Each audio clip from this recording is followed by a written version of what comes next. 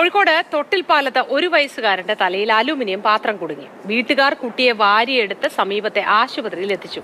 എന്നാൽ പാത്രം ഊരിയെടുക്കുന്നത് അപകടകരമാണെന്ന് ഡോക്ടർ. പിന്നീട് സംഭവിച്ചത് എന്താണെന്ന് നോക്കാം.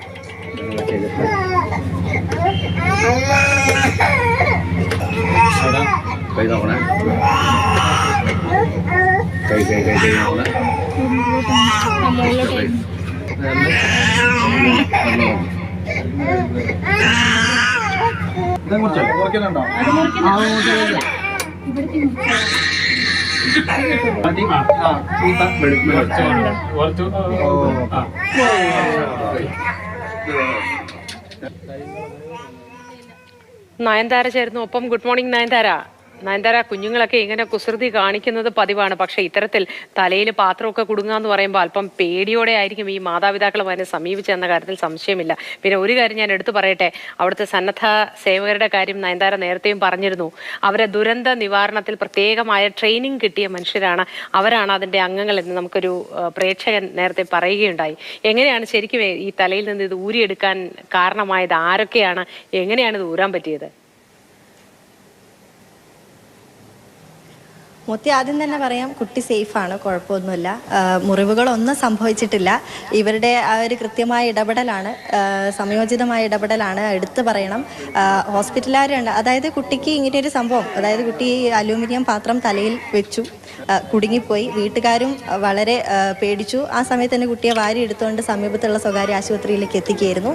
തുടർന്ന് ആശുപത്രിയിലുള്ള ഡോക്ടർ പറഞ്ഞു, ഇത് ഊരിയെടുക്കുന്നത് റിസ്ക് ആണ്, കുട്ടിക്ക് മുറിവ് സംഭവിച്ചേക്കാം, അതുകൊണ്ട് മറ്റെന്തെങ്കിലും വഴി നോക്കുന്നതാണ് നല്ലത് എന്ന് പറയുന്ന സമയത്ത് തന്നെ ആശുപത്രിയിലുള്ള PRO, ഈ കുറ്റ്യാടി ജനകീയ ദുരന്ത നിവാരണ സേന എന്നാണ് ആ ഒരു സന്നദ്ധ സംഘടനയുടെ പേര്, അവരെ വിളിക്കുകയായിരുന്നു.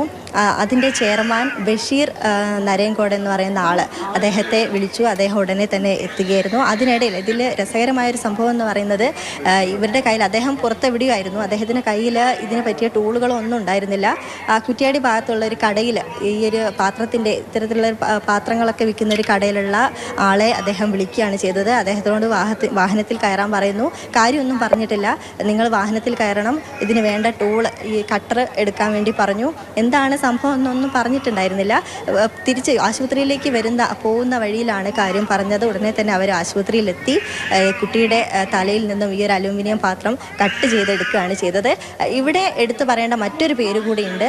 ആശുപത്രിയിലെ നേഴ്സായ സീത എന്ന് പറയുന്ന നേഴ്സ്, അവർ നമുക്ക് ആ ദൃശ്യങ്ങളിൽ കാണാം. കുട്ടിയുടെ തലയുടെ മുകളിൽ, അതായത് പാത്രത്തിൻ്റെയും തലയുടെയും ഇടയിൽ അവരുടെ കൈ വെച്ചുകൊണ്ട് ആണ് ഈ പാത്രം കട്ട് ചെയ്യുന്നത്. അപ്പം ഈ കുട്ടിയുടെ ഫാമിലി മെമ്പർ ആരോ പറയുന്നുണ്ട്, കൈ ശ്രദ്ധിക്കണം, മുറിയാതെ നോക്കണം എന്നൊക്കെ. അവർ പറയുന്നത്, എൻ്റെ കൈ മുറിഞ്ഞാലും പ്രശ്നമല്ല, കുട്ടിക്കൊന്നും സംഭവിക്കരുത്, കാരണം 1 വയസ്സുള്ള കുട്ടിയാണ്.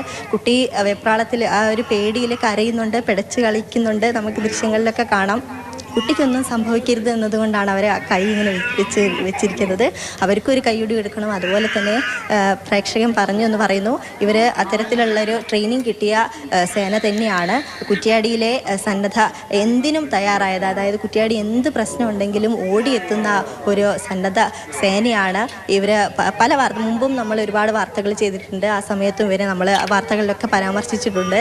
ഇവർക്കും നല്ലൊരു കൈയടി കൊടുക്കുന്നു, ആശുപത്രി ടീമിനും കൈയടി കൊടുക്കുന്നു.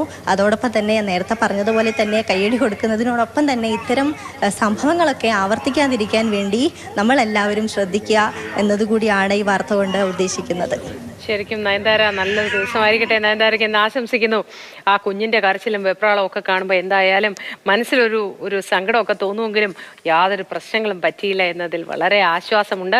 അപ്പൊ കുറ്റ്യാടിയിലെ ആ സന്നദ്ധ ദുരന്ത നിവാരണ സംഘത്തിനെ പോലെ എല്ലാ ജില്ലകളിലും എല്ലാ പ്രദേശത്തും ഇതുപോലൊരു സന്നദ്ധ സംഘടന പ്രവർത്തിച്ചിരുന്നു എങ്കിൽ എത്രയും പെട്ടെന്ന് ഇത്തരം കാര്യങ്ങളിൽ ഇടപെടൽ നടത്താൻ കഴിഞ്ഞേനെ. പിന്നെ സുമനസ്സുകളായ മനുഷ്യർ എല്ലാ നാട്ടിലുമുണ്ട്, അവരുടെയൊക്കെ ഒരു കൂട്ടായ്മ ഉണ്ടാവുക എന്നത് ചെറിയ കാര്യമല്ല. അപ്പോൾ നയൻതാര എന്താ സ്കൂൾ കുട്ടിയെ പോലെ എന്ന്